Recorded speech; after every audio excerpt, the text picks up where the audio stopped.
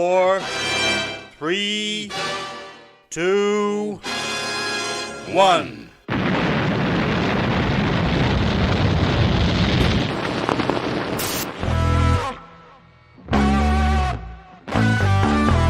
Oh, great flick on by Alan Armstrong. Oh, what a beauty! Oh, what a beauty! I'm waiting all my life for that. What a screamer! Is it going really weird for you then, Russ? No, it's fine for me, mate. You crack on. It's fine for me now. I know this will be controversial, but it's not even about promotion anymore. I just want to have a normal poo. I just want to have a normal week. Hello, welcome. What's going on? How you doing, Russ? You alright, mate? Yeah, I'm good, mate. I'm good. Stress levels are peaking, but maybe not so much now. I guess we'll talk about that in a bit. But yeah, I can't handle it. I've had enough. I'm done with it all. I don't know if this football business just nah. I wish I'd gone and supported rugby instead of something now. So it's too much. All too much. It's killing me. it's honestly, it's an absolute nightmare, isn't it? I've never, all the years of supporting County, I've never had anything like this in my life. It's too, like I say, it's too much. It's going to be like this every season now. It's horrible. It's not going to be like this every season. We'll talk about why it's too much later. But yeah, is that your intro? Is it done? Is that it? Yeah, I'm running on empty this week, mate. Fair dues. Do you know what? It's because a couple of weeks ago you did your best ever intro. You set the bar so high. I thought can't go below that now. But maybe next week. But then after I did that intro, our form kind of dipped after I did that intro. And were you putting it down to that? Yeah. I thought I'd got this is what happens when you try, Nick. Fair dues. Right, tonight. What have we got for tonight? Well, who said that? Whose catchphrase was that? Do you remember that? Who used to say that? Yours now. Well, it's mine now. Fred Talbot can do one. Oh yeah, of course he can, for obvious reasons. But what was it? Not Michael Barrymore? Was that not what he said? As he chucked another person in the pool, another unsuspecting victim? No. Right, we're going to talk about Wrexham. We're going to talk about Torquay last night as well. We're going to talk about those and the pitch and the march and all these other things with John Kieran. John Kieran joins us later on. But first, we're going to talk to Luke from Talking Shaman about Sunday's crucial match for both of us. Aren't we, Nick? And what do we get if we win? If we get a draw? Well, if we avoid defeat, we're going to get promotion. It's very good. I'm glad you mentioned promotion, because talking of promotion, this week's podcast is sponsored by another Stockport team in fine form, video arcade machine manufacturer Arcade Wow. I can tell you, look, this is your favourite part of the show now, Ross. I can tell. I love it. Waiting for me to fall off the cliff halfway through, aren't you? No. They're premium quality, brand new retro style arcade machines are popular in homes and businesses and come with over 15,000 games, including such classics as Space Invaders, Pac-Man and Donkey Kong. You can see all their machines and even arrange a visit to their Stockport showroom at arcadewow.co.uk or see the link in the description on our YouTube page. And as part of our collaboration, County fans can get a £50 discount by using code TSBW at the checkout. And if delivery is for the Northwest, you can select Collect as your delivery option, and Arcade Well will deliver and install it for free, saving you a further £99. And we get a share of that as well. So visit Stockport's very own arcadewow.co.uk and save £149 now. Lovely. I didn't mean to sound threatening at the end now. Yeah, do it now. Good stuff. Like it, and I'll be looking forward to the repeat of that in the middle of the show. Before we do get Luke out, I just want to say Luke runs a channel a bit much like ours for Halifax. Is it Halifax Town anymore? Is it FC Halifax? But I've got to say, he's a young lad, and he's I think he's just started on this, and we'll get to know him in a second. But his content is really, really good, and he puts us late 30s, early 40s people to shame. So let's get him out and let's meet Luke.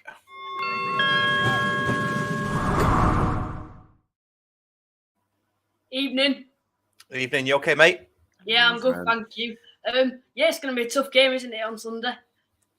Yeah, for who? For you or us? I don't really like to talk about that, to be honest. It's quite an awkward game, isn't it, for both point of views? Like, if we win, get to see us celebrate and love life. If you win, we get to see your 10,000 or so fans celebrating. Yeah. Well, obviously, we you know where our sort of where our thinking is from a Halifax point of view. I know you're fourth at the minute, aren't you? Is that on goal scored or goal difference? Goal difference. Goal difference. So you're aiming to get third from Solihull. What is the sort of the mentality of the fans? Is it we need to get third, or are you happy just being in the playoffs? I don't want to sound disparaging there, as in. Yeah. But are you happy that you're in the playoffs and you got a shot at that? You know what? At the start of the season, I think the whole of our fan base would have said, yes, seventh. We'd take seventh. We'd take fourth, definitely. But after the course of the season, and because we've been in the top three for so long throughout the season, when you look at our home form as well and how strong that is in the league, I think it is crucial that we do get a win or even a point against Stockport on Sunday. Like a point. I'd rather Stockport got promoted than Wrexham, to be totally honest. So, yeah, a point would probably suit us both fine as long as Bournemouth can do us a favour against Solihull. So what's the thinking? Let's just delve into that then. What's the thinking? Why do you want us to get promoted over Wrexham? What have you got against Wrexham? To be honest, every club has a set of fans, don't they? Who in the last not the club. Put other clubs down like Halifax Town when you look at our attendances compared to the likes of Stockport and Wrexham. But Wrexham fans, you never hear the end of it, do you, with their fans? And you're also English too, so yeah, you prefer the English over the Welsh. Nice one. Yeah, I mean, I must admit, before this little tussle that we've had with Wrexham, I didn't really mind their fans, and we get on really well with the two podcasts, Rob Bryan Red and Phyllis in Devotion. But the amount of shit that we've had from the Wrexham fans just tweeting us randomly and searching for our stuff, it's almost bordering on weird. And the way that they've carried on in terms of trying to catch us and things, and it's desperation. It feels like desperation. But we're not here to talk about Wrexham. Yeah. But yeah, we've already got a comment here. Ian Dowden, who's a friend of the show, watches every week. You put me and Nick to shame. You absolutely do, mate. I love what you're doing. Appreciate that. So what can we expect on Sunday from your lot? Because we all know about Matty Warburton. Matty Warburton's a legend for us. I don't know if you know that, and I've heard a lot on social media. I must admit, Stockport fans saying, begging him not to have a good game on Sunday and remember what he did at Stockport. Because I believe when you were in the National League North, he was one of your best players. I believe when you got promoted and won against Nuneaton. Yeah. And he left us as well with on good terms as well, because he went up to down to Northampton, didn't he? Or up as in leagues, but down as in geography, to Northampton in the league, didn't he? So he sort of left on good terms with us. He fired us to the title, and then left at the end of his contract. Fair enough. He's just done well for himself since. It's gonna be nice. It's gonna be two county promotion celebrations in a row that Matty Warburton has been present at. That'll be nice for him on Sunday, won't it? Fingers crossed. He's been class for us, to be honest. When he first signed for us, I had loads of Stockport fans messaging me saying he'll fire you into the playoffs. I can guarantee that. After a couple of games, I was a little disappointed with how he turned out. And then against Stockport, when we won 3-0, which I'm guessing you don't really want to talk about too much. No, well. He had a wonder of a game, and ever since then, he's been probably our best player throughout the season. Yeah, so going back to that game when you won 3-0, I think, did Warburton score the first? Was it a free kick? I kind of knew because our keeper Ben Inchliff, Golden Glove, 2 years on the trot or something like that. He's honestly, he's brilliant. But every now and again, he will concede a free kick on his side of the goal, even though there's a wall on the other side. And as soon as the way we were playing as well, when Matty Warburton stepped up to take that free kick, I said to my mates next to me, I went, watch this is going in. Because we weren't playing well anyway. And obviously he did, and you absolutely battered us. From that team that you put out, has it changed much? To be honest, it probably has. Like, at the start of the season, we lost our first game against Maidenhead, and I don't know if you've seen, but our recruitment, from our point of view, we thought we were pretty poor at the start of the season. You know, like Jordan Slew, I think he'd scored like 11 goals in as many years or something like that anyway. Billy Waters only scored 5 goals with Torquay the previous season. So we weren't too confident, but they were like mini signings that we made like as the season progressed when we've needed. For example, Zach Durnley, he came from Oldham and he's been class every time he comes off from the bench.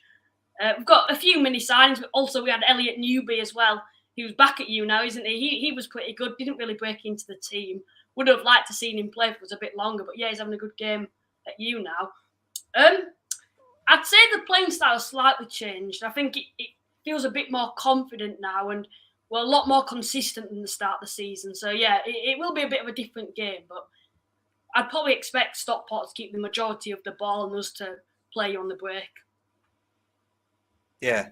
Well, you've kind of answered my next question, really, which is what sort of style do you play? I mean, we play possession, especially at home. I mean, we did it against Wrexham away for the first 25, 30 minutes, and then they just absolutely caned us. Which we're going to have a bit of a therapy session about that when you've gone.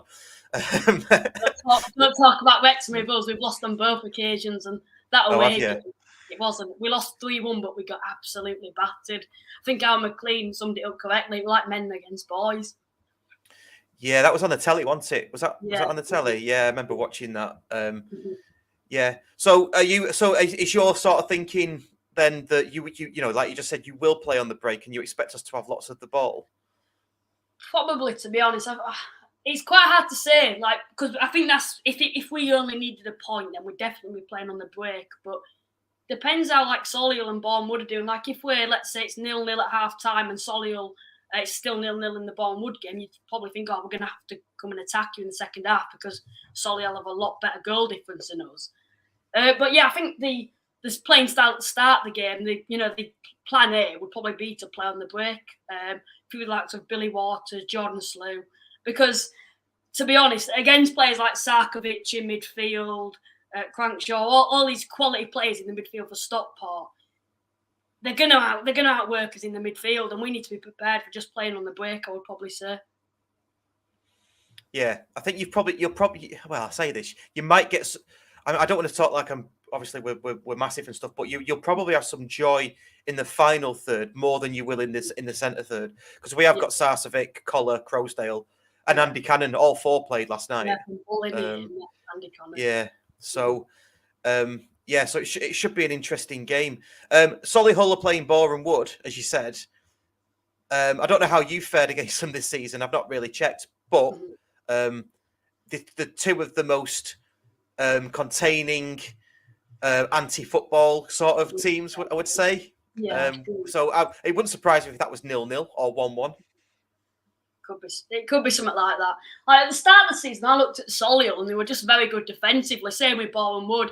They were winning games like 1-0, 2-0.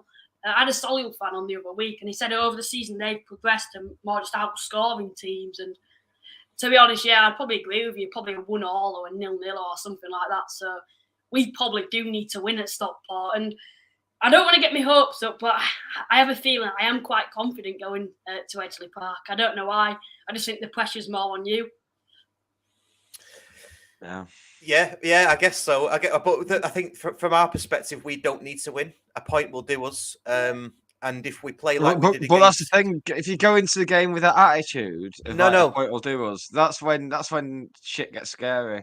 Yeah, but I don't think we will. I think we will go into that game as Challoner goes into every game, which is get to 60 or 70 minutes and be on the front foot and be ahead. And if we're not, then he has to deal with it at that point. I don't think we're going to play for a draw. Absolutely not. I'd like that goal cushion. You know. Yeah, I'd take a draw as long as it's a last minute equaliser and we're 1-0 up for most of the game. You know what I mean? Yeah. That type of thing. I don't want the jeopardy. I've had enough jeopardy over the last 4 days. Yeah. Done. Just another comment here, Chris Eaton. Fair play to Luke. Is well spoken and looks more comfortable speaking than Russ and Nick. Cheers. Keep up the good work, mate. Yeah, it's like our own listeners and watchers don't even like us. So don't know what's going on. But to be fair, I remember early on in the season, I put something on this National League forum. You had Stockport fans going on about my squeaky voice and everything. And recently, you're getting Stockport fans have probably been the most positive fans towards my channel. So yeah, I appreciate that. That's just good, goes mate. to show people can be absolute dickheads just because the team's doing shit. Yeah, nice one. So you got Warby. What's Billy? Is Billy? Obviously, I was going to say is Billy Waters a threat, but that's an obvious one. Do you want to tell us a bit more about Billy Waters and how he's played? I don't like to say this because he does more. He just works his socks off. He's not someone that particularly likes to take a load of players on. He's not. I would not saying he's not a match winner, but he's in the right positions in the right areas. So he's good at your tap-ins. I know that in the reverse fixture he were played in one-on-one, but it corners and everything. He finds although because he's quite small, he'll find somewhere in the box where it could be there in case it drops. And he's very good at holding the ball up. And when you think of his size, it's quite remarkable. But he does give defenders, the nightmare. And he's good at creating space for the likes of Warburton and Jordan Slew, who play around him. And that's something I think Stockport, if Dave Shannon is looking into Halifax, you'd probably look at Billy Waters and not particularly try and mark him, but try and look at the likes of Warburton, because I think Billy Waters' aim is to try and create space. When the opportunity arises, that's when he'll score goals. Because we've seen in previous games, for example, Chesterfield at home, the commentators were saying, Billy Waters is not getting in the game.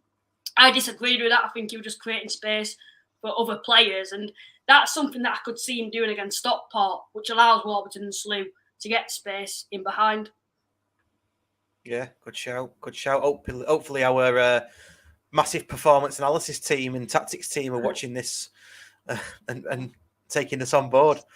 I like it. So it sounds a bit like Ian Downer said it. Sounds a bit like our Paddy Madden, because Paddy Madden works his absolute socks off, doesn't he? And he always, apart from the reverse fixture, he nearly scored, hit the bar, but every time he plays against us, he loves to score a goal. I remember last season at the Shea, when it was on, I think it was on the live streams, I think he scored 2 quality goals, and the goals were just, you could just tell Football League ability. Yeah.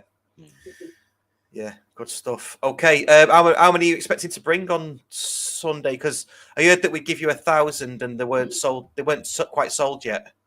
They will be sold out. To be honest, I think we have mixed emotions about this. We've only got one coach going, but we sold 970 tickets by Tuesday. Right. But they're also going back on general sale on Saturday. So I think we'll probably easily sell out. But yeah, it's gonna be a cracking atmosphere, isn't it? On both parts, we'll have a sold out away and try to do our bit and create a bit of noise. But Stockport fans will be doing the exact same, I'm sure. Yeah, we will.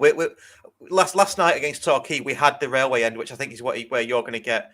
It's behind the goal. It's an open terrace, which I'm sure you know. But we'd quite kind of like that ourselves, but it's obviously not to be.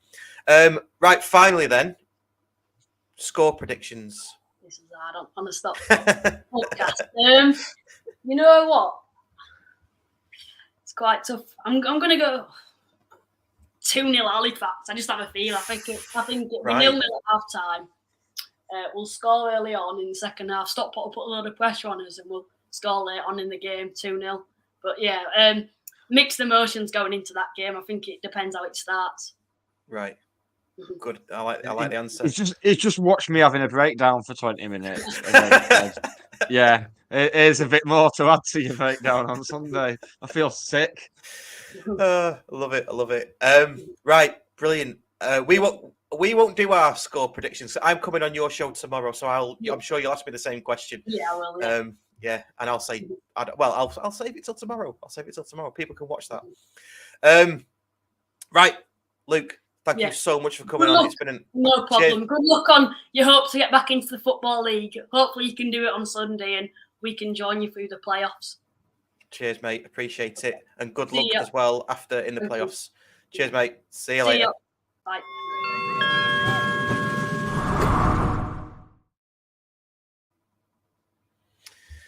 There we go. Very well spoken, young man. Yeah, it's better than this shite, isn't it? Back to normal now. Yeah. I think we need to get back to the drawing board and learn some tips off Luke. That was really good. And he's, what, I think he's 15. I mean, yeah, that's the future, I think, innit? Between Luke and like having Cody Johnson sat in front of me at Wrexham, I've never felt so old in my whole life. Oh, I'm having another day now. Right. John Kieran's with us. We'll get him out in a second. I just wanted to mention, please do like the video. We've got 15 likes at the minute. So if you are watching if you're watching, just please hit the like button and subscribe if you haven't already. And also, if you're watching back on the recorded YouTube video after, we have now got a super thanks button. So you can actually click that and donate some cash if you really like what we're doing. And you'll get a mention and we'll mention you and things like that. You don't have to. But it'd be nice if you did, I guess. You can do the mentioning, Russ. I think you should do the mentioning. It's there when it comes from you. Yeah, and you do the sponsors one, don't you? So I'll do that if anyone does that. Right, shall we get John Kieran on the show? We've got a transition for John. We've got a transition for John Kieran as well. Look at this.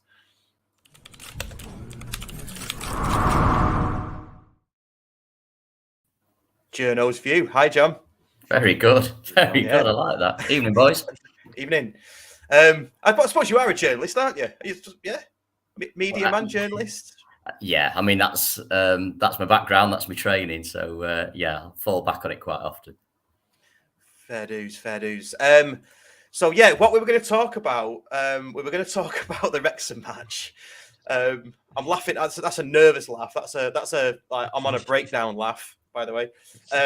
And Torquay, and we're going to talk a bit about the pitch and the fan matches and anything else we want to talk about county wise. So should we start with the Wrexham match? Yeah, because I mean it can only improve from there, can't it? So yeah. I'm happy to start there. Right. I think like everybody else, I've kind of shared that nervousness going into the game. I think I was worried about it from the outset. I think with the suspensions, one or two of the lads looking a bit leggy, the way that, in fairness, they've been performing at home is a concern. And I think I was worried about that game going in anyway. And in the end, I was going to say we didn't turn up. We didn't do enough. We started okay, but we didn't do enough to justify getting anything out of the game. But in my heart of hearts, did I expect to go there and win? I don't think I did, actually. So I always thought it was going to be a tough test. I think their front two are absolutely on fire at the minute, and yeah, it was always going to be a tall order. I think going there and getting anything. So it wasn't a huge surprise. I thought the reaction in some quarters was a bit strong because you've got to bear in mind, travelling to a place like Wrexham and a team that's on the run of form that they're on, it was always going to be a big ask for us. But it was a disappointing day at the office. But to see us bounce back in the way we have done is terrific. Yeah. Okay. Before we go to Torquay, let's stick with Wrexham. Let's have a bit of a therapy session about it. Because I've got to say, as a fan, that's got to be right up there with one of the worst experiences I've had in supporting county. Nick, you were there as well. We were stood just getting absolutely goaded by by the home fans, and we just had to sit there or stand and just take it. It was horrific. What say you, Nick? Well, I would say it was horrific. Horrific was like getting gubbed 6-1 at Alfreton. That was horrific. And the 7-0 Grimsby, they were horrific. This was just like a little blip on a little bump in the road. We still came out of it knowing it was in our hands. So I was quite zen about it. Was you? Because I mean, granted, but when we got beat by Alfreton, we didn't have 8,000 other fans just looking at us for the whole of the match. You're not going to see him again, Ross. It's all right, mate. No, say what they want about your little head. I want to talk about it. But yeah, as a fan, it was just it was horrible. It was really, really horrible. I take on board everything you said, John. I think if we take one or two of those chances, just take one of any of those chances, it's a different match in the first 25, 30 minutes. Yeah, and funny enough, what you say about the environment there, I think is very true. I mean, you know, you like to see your fans behind a goal at an away game. It just suits, you know, at least for at least 45 minutes, you know, you're kicking towards them, but you know, squirreled away in that corner like they are. And you're right. I mean, I had exactly the same experience because the press bench that we sit on, it's just all away fans immediately behind you and all the way back up to the back of the stand. And it is, they use it to their advantage. It's quite an intimidating atmosphere. It's not a great place to be as a visiting fan. And having said that, I've got a lot of time for Wrexham. You know, the people who are still there from the old days, I'm talking, you know, people like Geraint, the secretary and so on, you know, some lovely people there. And yeah, I do wish them all the best, actually. I think it's a really good club, and it's obviously been transformed by what's happened to them. But, you know, the end of this Netflix drama is probably not going to be the ending that they wanted. Sorry, I've just broke my pen. Have you? Is it an expensive pen? No, it's a very cheap Ibis Hotels one. Oh, right. Oh, nice. Yeah. I don't think that you'll be getting you to do the voiceover for the adverts anytime soon, John. No, that's a contract I've lost there, isn't it? Dear me, luckily I wasn't going to write anything down anyway. I just have it for visual effect to look intelligent. So yeah, it wasn't a good day all round. But like you say, there was a bit of an overreaction. And I sometimes I get this, you know, when we had Rusk in charge, or when we've lost in the past, there seems to be like this section of the fan base that once you lose, everything is like the world's going to end, isn't it? You know, we're facing a relegation battle and all this kind of stuff. It's like, just have some sort of perspective on the bigger picture. Not everything's black and white, folks. I think the players as well have earned. They've got credit in the bank now, and I think they'd earned the right to, you know, to not perform week in, week out. You're not going to do it, not for every single week of the season. And you consider, you know, we were 10th at languishing, I think is the word, in 10th at Christmas. The run they have been on is incredible. As I say, I think the injuries and suspensions have caught up with us. We don't look quite as potent a threat from open play, and we certainly didn't at Wrexham. But yeah, it's. There was an overreaction in some parts, but I tell you what's encouraged me, and I was listening to Steve Bellis talking about something the other day about the fan base at the moment, and the young fans, actually, the 13, 14, 15-year-olds, seem to be the ones who are actually sticking with us, and they don't go through that kind of melodrama every time there's a defeat. They seem to stick with it, and Steve was sort of talking about, you know, how great it is to have that cohort of supporters that's come along quite recently, has never seen us in the Football League. They're a relatively new bunch of fans. But I don't think Steve takes enough credit for this, because if you think about it, those fans have come, a lot of them will have come because their mums and dads started coming in the 90s when they were 13, 14, 15. And that a lot, you know, again, I don't think Steve takes enough credit for the work that he put in during that period. And that's why we're now seeing the fruits of that labour. And it's a generational thing. And we missed a generation because Sale Sharks completely squandered all that community work that had been done. But I really think Steve, he doesn't need me to promote him, but he's you know, he did a lot of terrific work during the 90s, and that community work, the going into the schools, you know, knocking on doors, treading those pavements, working hard as he did. And I think it's really, you know, even now, it's still echoing today. And I think that's why we've got that cohort of supporters. And it's really encouraging to see. And they do stick with us as well. Yeah. And of course, I mean, we're going to talk about the march later, but I mean, we might also mention it now. It's kind of turbo boosted by the march, the Hatters 83, because we've never had that before, have we? And, you know, young 13, 14 and 15-year-olds that can get on the back of these marches that Hatters 83 are doing. It's just brilliant, that, isn't it? It's incredible. I mean, I went and watched it again before the game last night, and it's just an incredible sight. I was stood next to Liam Richardson, and he just said as they were walking up Mercian Way, he just said to me, where is it? All you could see was these plumes of blue smoke, these massive flags and banners. And then, of course, he said, "Can you see, John? Or do you need to get on my shoulders?" So, just the usual short ass gags that he comes out with. But it is great to see, and the noise as they were coming down the street, and it all, it carries on into the ground. I was amazed how full the ground was last night so early, and it's down to those guys. Absolutely brilliant. Yeah, no, it is.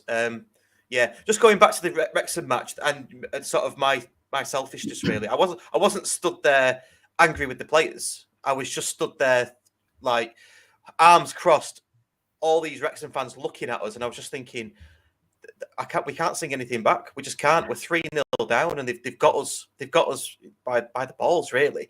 Yeah. So as a fan, you just can't really react to it. But the players have built up enough credit. But that's credit to them as well, isn't it? Even Wrexham have spoken a lot. Wrexham fans have spoken a lot about catching us up and us being nervous. Well, they haven't caught us up because now we're on equal games. They're still behind us. I think as well, I made the analogy, it was probably quite a weak one, but I made the analogy in commentary that game, turning up knowing that actually if we win, we're going to be league champions. It was a bit like being in the Wimbledon final and you've got your first match point, but it's against the Federer serve, and chances are he's going to hold his serve.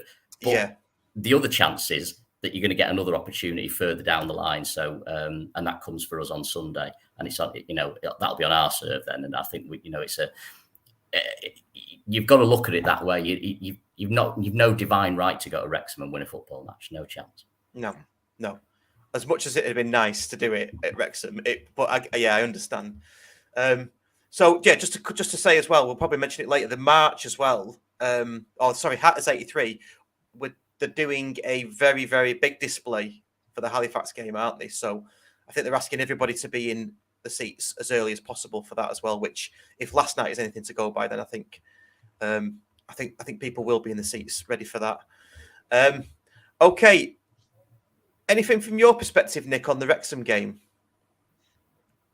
Yeah, it's that first hour we're on top, half hour we're on top. If we score in that first half hour, it's a completely different game. It's fine margins. It's not like John was saying about some of the melodrama that surrounded it. Just no need whatsoever. It was, the game turned on the space of about 5 minutes, really, where we didn't put a couple of chances away and then they did with theirs. That's it. Obviously, we're going to go and try and get something, and that's when they've hit us again. Just happens. That was exactly the difference, and I think they've paid £300,000 for a centre forward who got 2 goals, and that's why they've paid that kind of money. But I think again, we saw the value of Paddy last night as well, so it swings and roundabouts. But we've look, it was always going to be a difficult game, so I wasn't massively surprised. Of course, I was disappointed. I wanted to go and win it there, but I wasn't massively surprised, if I'm honest. Yeah, same. I think Paddy Madden's about 4 days from being like our biggest bargain ever. Considering people have gone on about, look how much we've spent on Madden. Well, he's very close to being a bargain. You know what I mean? Absolutely right. And I think I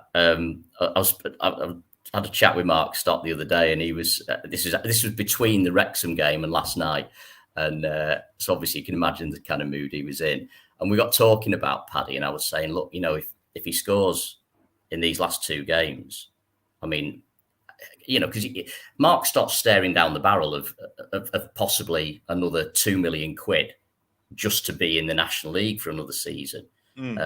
So you're absolutely right. The investment in Paddy Madden and a number of other players is certainly going to be paid back if we go up. Yeah, that's a question we got as a comment earlier on. I won't go back and find it, but you speak to Stott a lot. I'm guessing. What is his feeling about this running? Is he as stressed as we are? Yeah. Oh, he's worse. He's way worse. It's terrible. You feel like a therapist when you're on the phone to him. Yeah, he was quite down after the Wrexham game, and I'm not saying it's my job or anybody else's job to lift him. He can do that himself. But I was sort of saying, I used that analogy about the tennis analogy, and I talked to him about the fact that at Edgeley Park with the fans behind us, it'll be very, very different. And I think he was in a bit of a gloomy mood, I think, after Wrexham. But then who wasn't? But he was. I'm not saying he needed lifting massively, but he can get a bit of a bag on at times. Yeah. Yeah. Oh well, I should imagine so. I should expect so. But how has he been? Like generally, though, I mean, from maybe I don't know, from the Grimsby game, shall we say, onwards? Because for me, that's kind of, I won't say a turning point, but there was definitely a moment that things started to go a bit wrong for us. I think, like anybody else, he's quite pragmatic in his approach to it, and he thinks that clearly, losing Sarcevic for, I was going to say 3 games, it's nearly 4 because he got sent off in the first half of the Grimsby game. So we've lost him for all that time. You can see his value since he's come back in. Then to lose Will Collar in the Yeovil game, it's one thing after another. Obviously, the injury to Mack has not helped either. But whilst we've had a dip, Wrexham haven't really capitalised on it. No. Okay, they closed that gap and they were top briefly after beating us in the racecourse ground. But no, he's been. I think he's taken more of a long-term view, and I think that's what you try to do. And again, as a commentator, you try to as well, rather than overreact to individual results. And that includes wins as well. Let's not, we don't over-egg the wins either. I think it's important just to look at that bigger picture, as we rightly said earlier, that the players have earned the right to to not win every single week. That it's not going to happen. And I think the run that they've been on, to go from 10th at Christmas to such a healthy lead and have bought that buffer. And look, anyone who looked at the fixtures, I'm sure all 3 of us must have looked at those fixtures at the start of the season and said, yeah, great, fantastic set of fixtures. Tell you what, that running's hard, though, at the end. Yeah, don't fancy some of these. And I think if when we look back on the season, assuming everything goes the way we want it to go, I think you look at like the 1-0 wins over Solihull home and away and think, absolutely tremendous results over a side currently sitting in 3rd. Those are the sort of nights that you look back on, you think, yeah, that was a champion's performance. That. Yeah, and away at Chesterfield. I've looked at the results in a table that shows home and away. I mentioned this on the last week's pod, but all the teams in the bottom half, barring Barnet, I think, we've done the double over them. Yeah. Then when you get to the top half, it's a bit more coloured in terms of amber, green, and red. So, yeah, I wasn't expecting to come through these last games, even with a full team, to pick up 3 points every match. It's just not going to. It's just not going to happen. We have got a question here. Does Stock go to the away games? That's the last question about Stock, by the way. We'll come on to John Kieran in a second. Does he go to away games? He certainly doesn't go very often. He didn't attend the Wrexham game. I think he's got a young family as well, and I know he watches his lad playing football quite a bit, so tends not to do most of the away games. He may have been to 1 or 2, but certainly it tends to just be the home games. Yeah. Fair dues. And how is John Kieran doing in all of this? If I asked your wife, how has John Kieran been since Grimsby, what would she say? Look, I get. She does sometimes say to me, I'm not conscious or aware of it, but it's the 24 hours before games that I think I'm at my worst. I don't. I think. We lost at Yeovil. I was disappointed, but I didn't go home and do a Kurt Zuma. But I have a tendency, apparently, to be quite short and snappy. I'm obviously short. I've got a tendency to be quite snappy in the 24 hours before games at the moment. So during this run-in, apparently, I've been a bit tense, and on the mornings of games, I'm quite horrific. So she keeps well out of the way, and rightly so. I think I'm just quite irritating when I'm preparing for a game. I do get quite irritated. And the other thing I do, and I wind myself up doing this, like, when you make your notes on the opposition. So obviously I'm prepping like for Torquay, prepping for Halifax, and you start researching Torquay, and then you write it down. You think they've lost 2 of their last 17, and you think, shit, that's really good, isn't it? Yeah. and then you start worrying about them, and you think, 2 out of 17, that's a fantastic. And then you start looking into it, and you think, oh, they had an awful start, but look, they're massively improved since Christmas. And that's Gary Johnson, that's typical Gary Johnson, really, and he's got them. So that makes the victory over Torquay even better. But you start to worry yourself when you look at the stats and go through it. Same with Halifax and Pete Wild again has done absolutely incredible job there. They're massively punching above their weight. So, you do start to worry yourself just by doing that bit of research. So, I think that 24 hours before a game, I'm not the best. I'm all right today, but Saturday night, probably won't be the best. Just stick the Eurovision on and forget about it. Have a couple of beers. Well, even worse then. Daz isn't in it again, is he? Is No. representing Belarus again? So on to the Daz talk. asked us to do a song with him, didn't he, Russ? Yeah, he has, yeah. Then we never heard anything again. So I think he must have received the tapes we sent across, the samples of our singing. And I just thought, nah, give it a miss. I'm up for doing that though. If he wants to do that.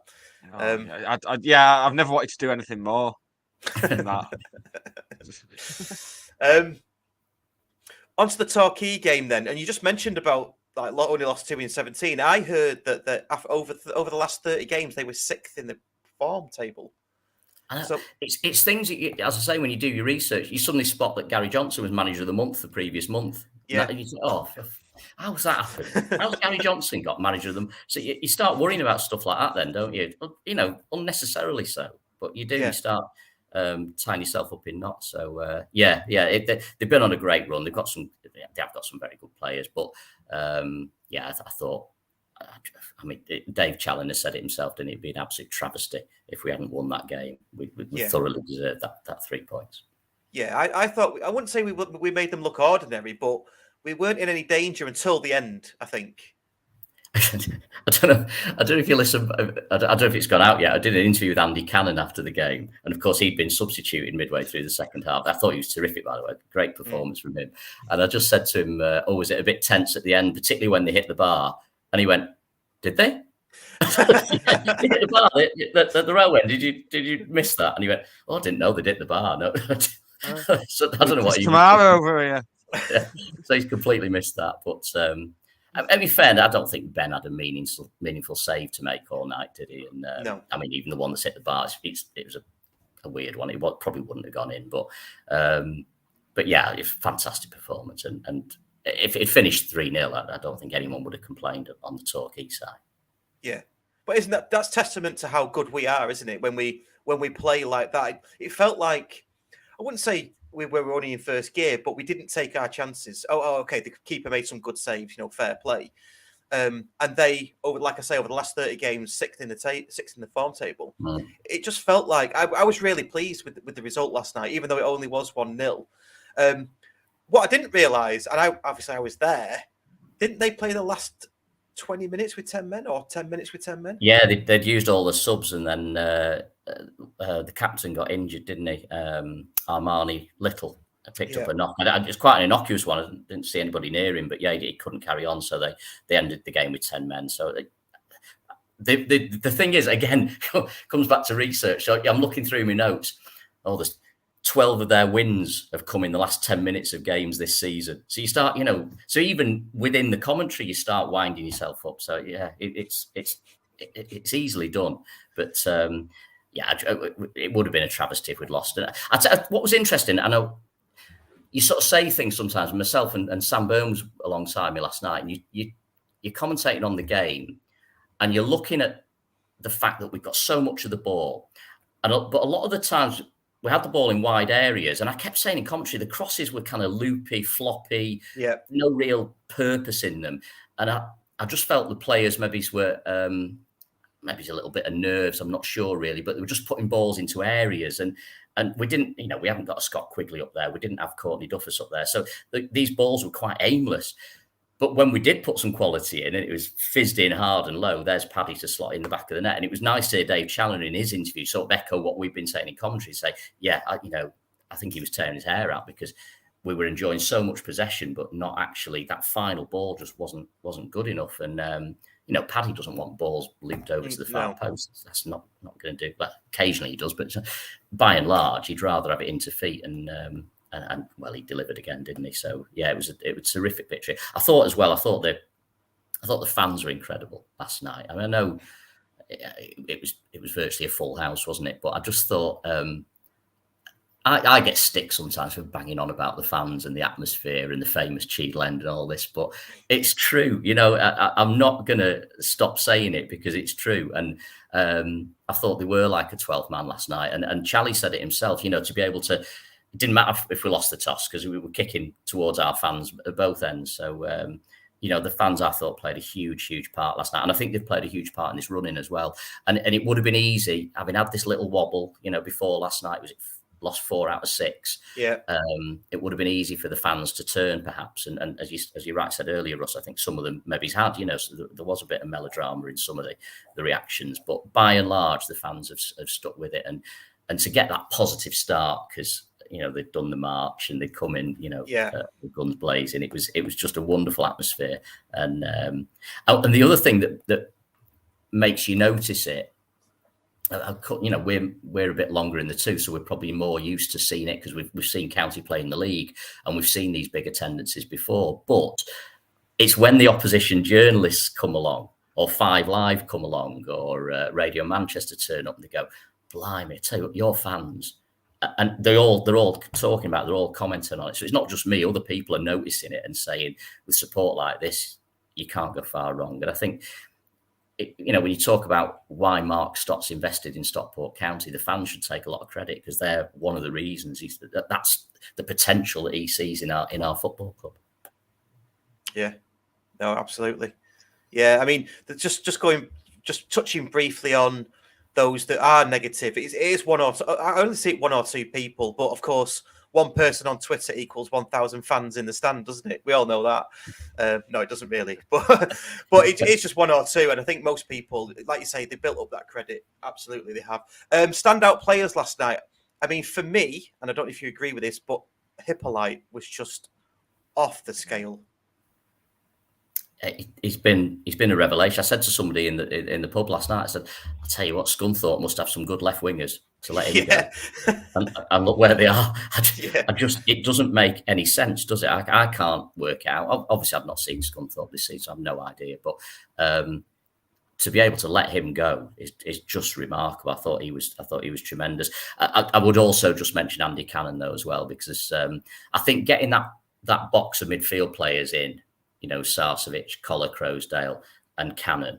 When I first looked at it, I saw the team. I get it quite early in the day, and I saw it, and I thought, okay, fair enough. But you know, where's the goals coming? One recognised striker. Where's the goals coming from? I was a little bit concerned, but the number of chances we created, absolutely brilliant. And it was that midfield quartet, I thought, that really carried us through. But you're absolutely right to mention Hippolyte, and even, you know, Zane's not played a lot of football lately and played in that Senior Cup final win. But this is a whole different ball game. But he comes in and I thought he was really, really solid as well. Very athletic really up and down that left-hand side, overlapping. Keno doing the same on the other side. As I said, it's just that final ball sometimes when the centre halves get involved. But other than that, it's a terrific performance. And you can see exactly what Dave Challoner was thinking to do. And the tactics were terrific. Yeah, Newbie as well. I mean, you could really mention a lot of them. Ash Palmer, I don't think he lost a header all game. No. He was heading them bricks back massively. Yeah. It was absolute quality, wasn't it, Nick? Yes. So, talking of quality, we're pleased to. Oh God, my voice is fully going from last night now. It's finally happening. Well, talking of quality, we're pleased to remind you this week's podcast is sponsored by Arcade Wow, Stockport's very own manufacturer of... Oh, Russ has just walked off while I'm doing my thing. Nice of him. Retro-style video arcade machines for the home or business, which come with over 15,000 games, including classics such as Street Fighter, Space Invaders, and Mortal Kombat.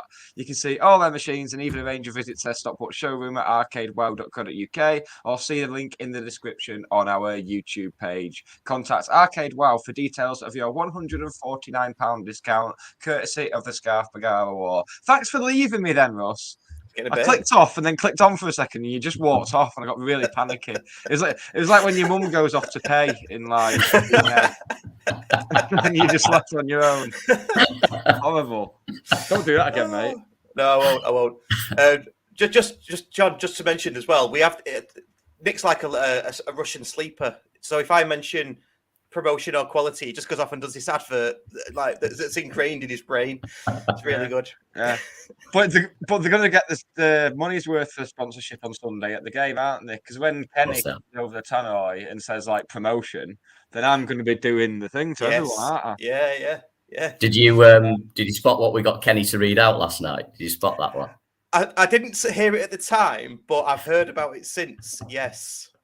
Yeah, we were just having a chat before the game. We heard that some Wrexham fans might try and get in the away end, so we said to Kenny, "Listen, only if we win. Don't do it any other circumstances. But if we win, why not say safe journey back to all those Torquay fans and the Wrexham fans as well?" So yeah, God love him. God love him. I mean, was there any Wrexham fans in the? I mean, do we know if there was any in there? I mean, if there was, they didn't bring many, did they? I mean.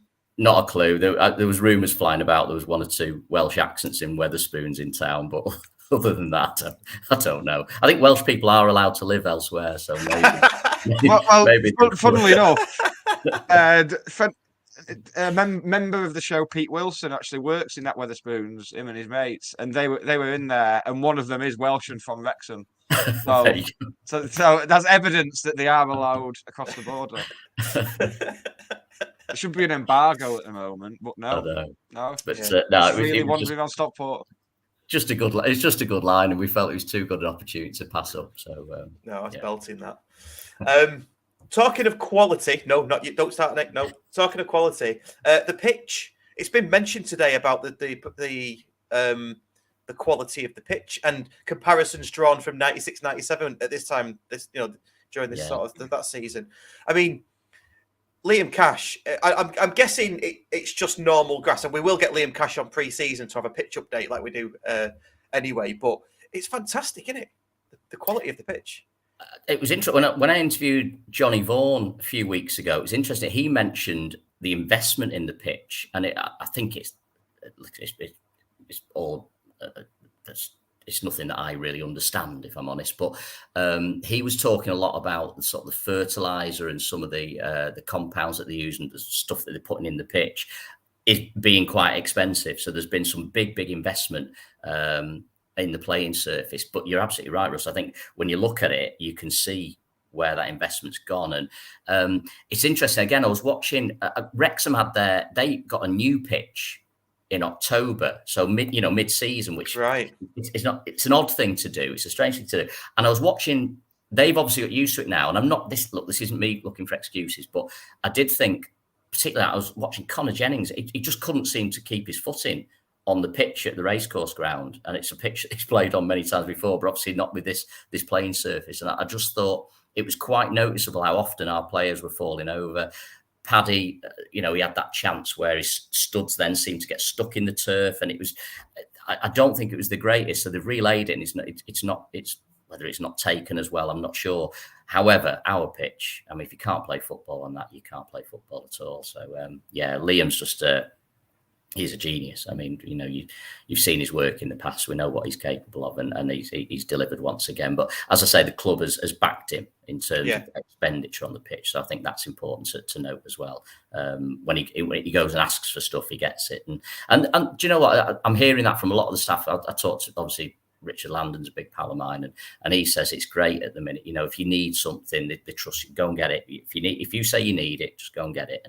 And whereas I remember, I mean, obviously when I was on the board for that period with, Gary and Richard and Simon and Steve and everybody, Chris Bramwell, brilliant days. But, if somebody has to spend 50 quid on something, there'd be a proper board meeting about it before they do it. If Lando wanted to go and buy a bench coat for somebody, oh, hang on, have we not got one in the back? And it's just so different. It's great to see. It's brilliant.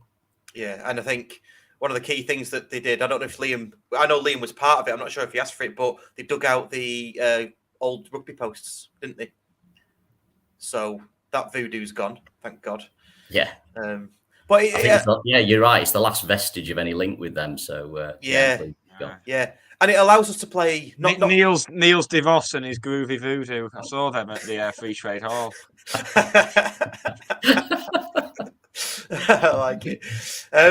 But the playing surface allows us to play the football that Challoner wants us to play, doesn't it, as well? So which is even more remarkable because we've got the best away record in the league. I think we still have. I've not checked for a while. We have, yeah. So it's just unbelievable. It's just the season we've had. On to Halifax. Is there anything more about Torquay that I've missed, by the way, and about the Torquay game? I'm still coming down, mate. I think I keep stats during the game, and I think I logged 18 attempts on goal from us and 3 from them, of which none were on target. Ben didn't make a save, so it was one of those nights where anything other than a win for us would have been an absolute disgrace. So really, really good victory against a side that they've come into it. You think they've probably got nothing really to play for because they're going to be mid-table. They can't get into the playoffs, so they could play with a bit of freedom. And I just thought it was a really good performance. And if we replicate that at the weekend, we've got no problem. Yeah. I was a bit puzzled why the keeper went up at the end but just for pride, I guess. That's just professionalism, trying to get a goal at the end. Yeah, they've got nothing to play for. It was a bit baffling, especially when you're down to 10 men as well. But yeah. Fair dues. Oh yeah, quick mention for the Bradford City remembrance as well. That was a really nice touch on the scoreboard. And I noticed it's been noticed by other fans of other clubs as well because the pictures have been doing the rounds. So that's again something good that the club have got right, which is fantastic. It is, and funny enough, David Felgate, who used to be our goalkeeping coach, you remember him, and of course Jordan Felgate took over from him. Dave Felgate was actually the goalkeeper for Lincoln that day, and I've talked to him since about Valley Parade, and it's sort of tragicomic because he tells this story. He says that it was behind him in the corner. And he was aware of a bit of commotion. Then he looked round, he saw the flames starting, and the referee's like, come on, get everybody off the pitch. So he heads off and then realises he's left a bag with these really expensive gloves in the back of the net. So he runs back to get these gloves. But as he's doing that, he looks up and he's like, oh my God. And even now when he talks about it, he can get quite emotional about it, as you would. I mean, of course. 56 people went to a football match to watch Bradford and Lincoln and never came home. Absolutely horrendous. So, a lot of lessons learned. I know, we all laugh when Kenny's doing his, it's a no smoking stadium, including e-cigarettes, but, that's how it all started, those old wooden stands and the discarded cigarette. It's absolutely tragic. But so there's a county connection to that day as well. I thought the club, we are very, I think we are very good at things like that. We always get the right tone, I think. Yeah, absolutely. And I don't know if you see much of this, but we do get a lot of love from other fans in the Football League saying that, I suppose it's because of stuff like that, not just because of stuff like that, but everything that surrounds it, how good we are as a fan base, the kind of crowds we get and the structure we've got. They say they want us to come up. They're saying, we'd like you to be up because you're a Football League standard club, which is really nice to see. People say that about Chesterfield, Wrexham, Grimsby, and all of us as well. They don't mean it when they say it about them, though. They say it more about us. Yeah, they say it more about us. Yeah. Again, as I say, you can tell they mean it. Well, it's true. The journalists, like last night, there was, Gary was there from the Sun. He's a county fan. We've got Ollie Holt writing for the Mail. He's obviously a county fan as well. And Jacko was there from Radio Manchester. I've not seen for a long time. 5 Live were there, and it's great that we can still attract these people. It's just a reminder of how big the club is. Yeah, definitely. Halifax on Sunday, then obviously the big one. Any I don't know when you do your research, but is there anything that's going to scare us that we should look out for? We just had Luke on before from Talking Shaman. He predicted a 2-0 win for Halifax. When we say Talking Shaman, he's not just a really, really big fan of Ebenezer Good. He's a Halifax podcaster. Well, I mean, what I would say, what was interesting is Pete Wild was there last night, and I saw him. He's in the main stand last night, and I didn't speak to him, but Sam had a quick word with him, and I noticed he's made some comments today, sort of talking about their approach to the game, and he's saying that they're not going to sit back. They're going to take the game to us because they need a win to clinch third, which obviously that they do. They need a better result than Solihull. So he says they're going to go for it, and to be quite honest, I hope they do, because I think if that's their approach to the game, well, two things. One, it'll be a really good game of football, but two, we'll probably win because we'll be able to pick them off then. We're very good, I think, at setting traps for teams. And when we do that and then start playing through the lines and get, that's when we're at our absolute finest. When we're forced to go long and teams just sit in, I do think we find it more of a struggle. So yeah, if Pete is telling the truth, and that's going to be their approach to the game, then I hope they do that, because it'll play into our hands if that's the case. In terms of their form, their away form's actually what's let them down. They were top in January. If you look back at the league tables in January, they were top of the table. But since then, they've had a real dip in their away form. The home form's been tremendous, as you expect at the Shea. They're just, I mean, they pretty much win every week. But away from home, they've struggled. I think I'm right in saying it might be just 3 wins in 12 or 13, something like that. I can't remember off the top of my head, but it's not great away form. So that should give us some encouragement. And as I say, if they take that approach and they're as aggressive as Pete Wilds is suggesting, I'd be surprised. I'd be very surprised if they do that. But I think it'll be a good game of football because they don't rely on a big front man. They're not going to lump it because they've got Billy Waters, they've got Matty Warburton, they've got players who are not particularly great in the air. Jordan Slew, Harvey Gilmore's playing on the left side now. But they also have the best. If I'm worried about anything, they've also got the best defensive record in our league. Yeah. So that would be a concern. I think they've only let in 33 goals in 43 games. So their defensive record's actually better than ours. So they may well be tough to break down. So it might be a bit of kidology from Pete Wild. I'm not sure. Yeah. So I'd say hopefully. I mean, Luke said that. And I don't know who knows best, Luke or Pete Wild. I mean, jury's out there. But he said that he'd expect us to have lots of the ball and they would play on the break. Yes, I'd expect that. Yeah, but because you've mentioned their defensive record, obviously the best defense in the league, we don't necessarily. We're not very clinical, shall we say, are we, in the final third? And last night showed that as well. So I'm expecting a really, really tight match. I hope I'm wrong, and it's a comfortable 3-0 win, and we can all cheer off into the sunset. But I don't know. To be honest with you, Russ, this will be typical County, won't it? What will happen? We'll probably lose, but Wrexham will drop points at that game. That's not an easy place to go, and we'll end up getting winning the title by default by losing. It would be something like that. There's going to be some mad twist, isn't there? It's not going to be straightforward because it's County. We've been watching far too long to expect it all to be just a routine win and we take the title and that's the end of it. There'll be all sorts going on. But hey, look, we've been waiting 11 years for big games, haven't we? And finally they've come along. So it's great. It's great. It's not going to do my heart rate any good if it isn't straightforward. And I think. No. I think I said it before. This is I've had a really not really tough time of it. It's football's the most important thing of the least important things in life, isn't it? But it's been difficult in a footballing sense for me. It's the worst time I've had and the best time I've had being a County fan. And because it's so important that we get back into the Football League, I'll relax once we get there. But we're coming down to it now. This is it's the eye of the storm, isn't it? Sunday is the eye of the storm. It really is, and I think the tiger, mate.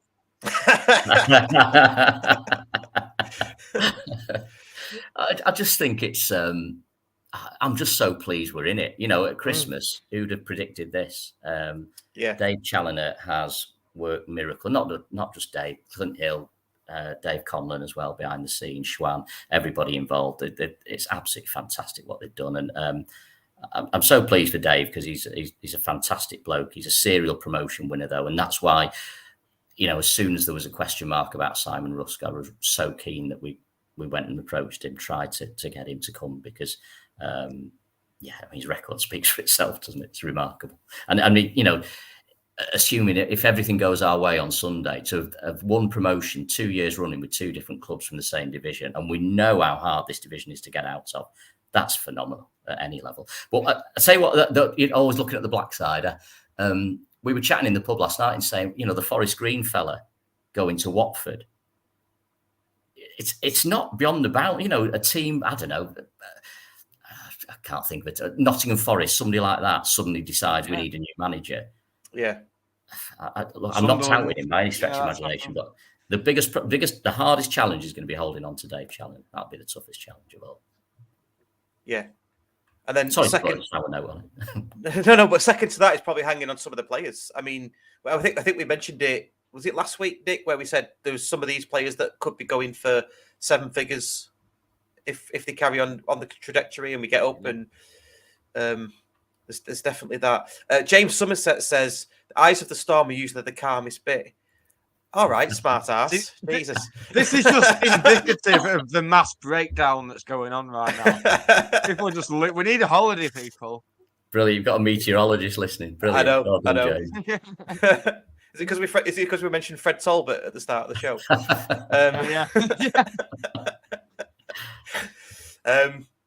Yeah, but it's the crescendo, isn't it? It's the most important part, and I'm not in a good place, should we say? I'll be happy when we go. So if we're using theatre, terminology, it's the final act, and we can all go out and have a piss soon. We're going to have a piss and have a cigarette. It'll be all right. I love it. Right, John, thank you so much for coming on. We're going to do some admin now. Do you want to stay around for the admin? I mean, if you don't mind, I'm down in London and I've got to go and get me dinner. So I've not had anything to eat yet. So I love the fact he's always got a wild story every time he comes on. Just to get out, last time it was having the builders in. This time he's going off to meet the Queen. I don't think I'll meet the Queen, but yeah. So I'm down in London. I'm going to Buckingham Palace tomorrow. So nice. I'm really excited about it. It's going to be. I'm taking a 97-year-old veteran called Joe, a D-Day veteran. I'm taking him to Buckingham Palace tomorrow. So I'm really, really excited to be doing that. But what I've got to do before that is tonight. I've got to do that thing where you go into a restaurant on your own and order your dinner and look like a right saddo. Take a copy of the Evening Standard in with you, so try and be really interested in the football.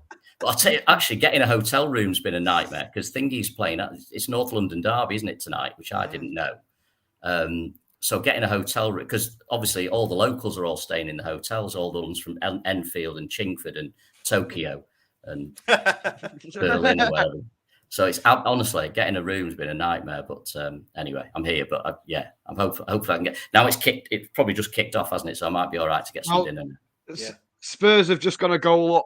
Harry Kane penalty. See, take that, Stelling. I'm after your job, mate, as well as your manager.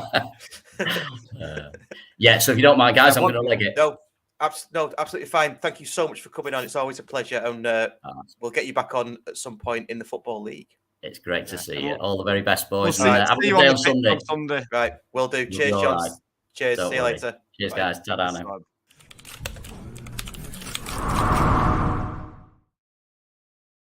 You see, he went just before I pressed my button then, and that's not right. I wanted it to be seamless. I wanted it to be the way I wanted it to be.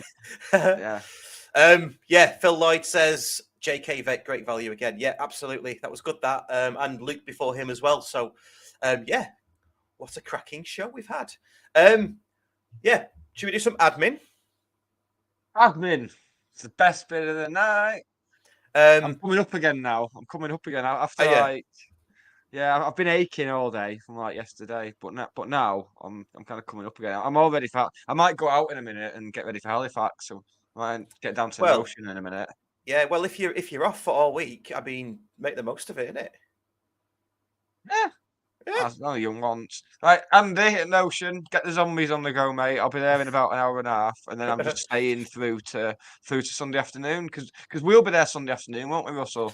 Yes, we will. We're going to be there from 12 till 2. I was going to talk to you about this. Are we going to be there though? Because I want it to be a celebration. We've gone up and we can interview people. It's going to be a celebration. It's good. It's going to be good. It's cool, man. It's cool. Right. Well, we can just drink anyway and do a bit, can't we? Yeah, fair days. Okay. So we'll be in Notion from 12 till 2 on Sunday. I never thought I'd have to talk you into it. It's just the fact that we've not won it yet, and it's a bit. I feel a bit. Well, I'm not going to go into it again. You know how I feel. Everybody knows how I feel. I know how you feel. I feel sick, mate. I feel absolutely sick. I've not had a proper poo for ages. Like a normal poo. Yeah, you mean like a solid one? Let's not. Let's not. That's talk the word about- I'm looking for. Yeah. Yeah. Phil Lloyd again, friend of the show. What's the plan for Notion on Sunday? Well, we're going to be there 12 till Drink. 2. Drink. I'll have the equipment set up. Probably go live, and I'll just if you're there, come and talk to me. Nick's going to be drinking. I don't know. You'll be agreeing with somebody somewhere else while you're in the same room, I guess. But Jonathan the Geordie Hatter will be there as well to step in Perfect. while I'm Yes. just off agreeing with people. I'm just going to go around the marketplace agreeing with people. So that's what we'll do. If you're in there and you're a County fan and you watch the show, or even if you don't watch the show, you can come on and we'll have a chat. No, don't come join on if you us. don't watch the show because you won't get Russ's jokes because Russ uses humour as a defence mechanism. So. To disguise his poor mental health. Yeah, no, yeah. So that's it. Also, if we do go up, which is looking more and more likely, we've got a special event next Thursday, week today. You need the Fan Hub app to attend that event. Yes, you do. That will be at the King's Tap, and we've got to organise it very, very quickly, but it will be happening if we go up on Sunday. Yes. I'm sorry. I'm half of me's excited. The other half of me just wants to die. Yeah. The other half of me's just like walking around the rough part of Moss Side at like midnight, just hoping someone will stab me, just so I don't have to suffer this interminable pain. It's horrible. Last night was horrible. Last night, until we scored, I was just I was chewing my nails. I couldn't watch like the last 10 minutes. I had to turn around. And people were laughing at me. I was biting my nails and then getting called out for it. Stop biting your nails by my wife's cousin. Are you biting your nails? It's like, oh yeah. No, I'm a serial nail biter. I've got horrible fingers. That's why women don't fancy me. Because you've got horrible fingers. Yeah, I can see. See, let's not go there. Come on, let's keep it a family friendly show. It was that. So that's the live show. Next Thursday, I think it's the 19th. If we go up, there will be a live show. You need the Fan Hub app. Can't say anything more than that. And we've got a very special guest that's going to be joining us. Nick, Hatters Half Marathon. Do you want to do a bit on that? Hatters Half Marathon. It is on. I'll get the date out again. So it is on Sunday, the 4th of September, which is mercifully still like nearly 4 months away, which is making me feel better about the whole thing. So the race starts at Esley Park and follows the River Mersey to Northern and forms a loop at Ford Lane before returning to the finish in Alexandra Park. It's £22 English for affiliated UK athletics runners if you're part of a club. I'm not part of a club, so that's going to come back to haunt me in a minute, that line. £24 for non-affiliated runners, and they're also looking for volunteer marshals. All profits go towards Danny Bagara's statue. So go to hattershalf.co.uk to sign up and get in touch with John Giles if you want to be a marshal. And that leads on, I'm going to be one of the Hatters Heroes. I think it's Danny's Heroes this year. Yeah, it's part of my... I want to do the trajectory of like football podcaster to radio DJ to that guy who died doing the half marathon. So I'm well on the way there. So thank you to the co-op for happily paying for me to do it. For facilitating that. Yeah. Cheers, lads. Nice one. You can have your £24 back off my widow at the funeral. That'll be just be a fun conversation for the missus to have. I'm really excited. But yeah, I'm going to chronicle my progress by way of like some videos on here and stuff. And I'd imagine the co-op will be one, because I think that's on the proviso on which I've done it. I think is that I'll tell the co-op about my progress. So they don't want to know what I had for my tea last night. I'm just really worried I'm going to have to go in the co-op board meeting, and they'll be like, right, what have you had for your tea this week? and then they'll just take my entry off me and say, no, this is going to Russ's cousin. He's going to wear a dinosaur suit. Oh yeah, Mark. Yeah. He probably would do it as well, mate. I tell you what, he would do it if he would. He'd wear anything. Would Mark? Mark Love we're talking about, and I think he does watch. So, hello, Mark. Yeah, I think that's it for that. I mean, if you haven't already liked the show, we're on 51 likes. Please do like the show and subscribe. Or if you're watching it back, do us a super thanks. Click that button and donate if you want. Super thanks. So super thanks. Yeah, like it. Yeah. What's the album, Nick? There is one there. It's not very well lit, but the album this week is The Streets. A grand don't come for free. And do you know why I picked that? Because promotion doesn't come for free. You've got to bloody earn it, Rustafa. You have. Yeah. I think I've had The Streets up there before. But if you like The Streets are the type of thing you'll be playing on your show, I'd imagine, on Greater Manchester's Real Rock Radio on a Sunday. Yeah. Tell us about that. Yeah, well, my show, Real Rock Radio, the Indie Classic Rock Show on Sunday 1 till 2, repeated Friday 4 till 5. Although I say that, it didn't get repeated last Friday 4 till 5. But I don't know. Whenever Tony fancies repeating it, I guess. But it is Sunday 1 till 2. So I play all of the old indie classics like Stone Roses, Oasis, Coral. I felt like I should have been doing a hey after each one then. Early Arcade Fire, The Strokes. Hey! Yeah. Hey! All that kind of stuff. And then straight after me, it's you, Nick. It's me. It's me with new indie. So new Arcade Fire. New Strokes. New Liam Gallagher. Yeah, new Liam Gallagher, new Coral. So it's all that. But no, it's not just that. I play some big indie heavyweights and their new stuff, but there's also the best of signed and unsigned new stuff. And I might even do a gig guide. I might even be like, oh, yeah, here's some gigs you could all go to if you didn't have a gas bill to pay for. Oh, politics. I love it. Like it. Although I did. The station manager Tony did tell me no politics. It wasn't like a warning. It was just on the list when I said I'd do it. Yeah, things not chart, isn't it? Yeah, of things not to say, not to go into. How was that for you reading that list? It said like no religion. I was like, oh no, because I thought this. I've been doing a podcast. It's like an expose of the Catholic Church, everything they've been getting up to, and thought, well, this would be the place to finally upload this podcast. But Tony did none of it. He's like, right, Nick, can you just play Liam Gallagher and shut up? And that's what I do. Nice. Oh, right. I think that's it. Yeah, HB has said, pleasure to finally meet you in person last night, Nick, you handsome fella. I'll give you the tenner for adding handsome fella to that. Yeah, great work again, Harry, last night. Good. And Harry was very much the one rousing the troops late on up in Upper Tier 3 as well. He was there getting it going because it's starting to get a bit jittery. Yeah. That's why our podcast last week is called The Jitters. I don't know if you've noticed. I couldn't go back and listen. Normally I go back to listen to find a phrase to make as a title, but I was that jittery that I couldn't go back and do it. So yeah, fair play. Yeah, and just to remind everybody as well, for the Halifax game, Hatters 83 want you to be your seats early because there's a massive display that's going to happen. And also, just so some tourist doesn't sit there. That's an added bonus, isn't it? Some absolute tourist skimp from the flask. If someone's sat in your seat and they've got a thermos flask, you have our permission to just pick the shit out of them. Yeah. Oh, it was good last night as well. Just to touch on it again, there was loads of young kids sat around me. I sit in my normal seat every week.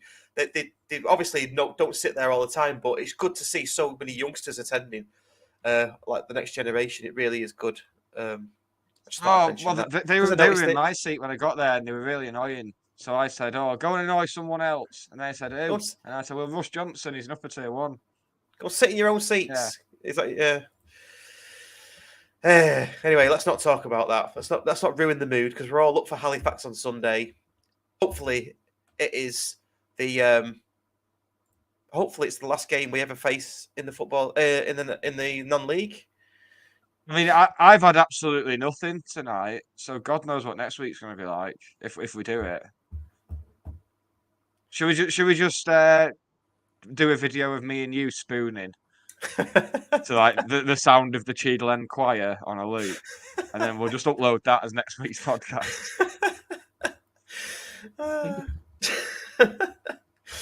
No, you breastfeeding me. It's. I mean, I want to save it for when we actually go up, but it's gonna be an emotional time. It really is. Certainly, I don't know about everybody else, but I'm probably gonna get really emotional. I'm getting it now, thinking about it. So shall we just cut the show now before we? Because next week we're gonna have all the emotions of that, of whatever, of however things have unfolded, as well as the emotions of like thanking the people who've helped us out throughout the season. That's gonna be quite an emotional thing as well. So we've made a lot of new friendships. We have. See, no matter what happens in the football, friendship's the real winner. Friendship is truth. You can't take that away from me, mate. No, it is. It is. I'm listening. But what I tell you, what we will do. We mentioned it. We've been messaging, haven't we? What we will do is we'll do some voting for some awards for voting and things. So like best limb, best away match, best limbs, all that kind of stuff. We'll do some voting for that. That'll keep us occupied, won't it? After the when the season's ended. Yeah. I'm just gonna. Can you put me in like a box of straw, like a Blue Peter tortoise, like when it all finishes? just until like mid-July. Yeah, that might be a good idea to have a couple of weeks off. To be fair, because this is it's really taking out on me. Right, it's been an absolute pleasure as always talking to you, Nick, and being by your side, and you being by my side. It's just been nice. It's nice knowing you, man. It's just every day that I wake up in this world where I'm one of Russ Johnson's fans is a fantastic day. See, you have to ruin it, don't you? You have to ruin it by saying stupid things I'm your like biggest fan. That's what we'll do with the summer. We'll do our own parody of Misery. And you can be the genius artist who's crashed in the snow, and I'll be the weirdo who imprisons you. Fine. Yeah, right. It's good that we've got stuff in the pipeline, isn't it? Yeah. Let's really hope we can do the live show next week. Always looking for new content, aren't we? Right, I'm going to go. Thank you to everybody for watching, whether you've listened on the podcast, on the audio, or whether you watch live or you've watched back. You make this show, because if you don't listen and watch, then we don't make it, and that's kind of how it works. So thank you, everybody, for that. And we will see you in Notion on Sunday. And hopefully it's a good day. Oh, God. Okay. Cheers, everybody. Bye. Bye.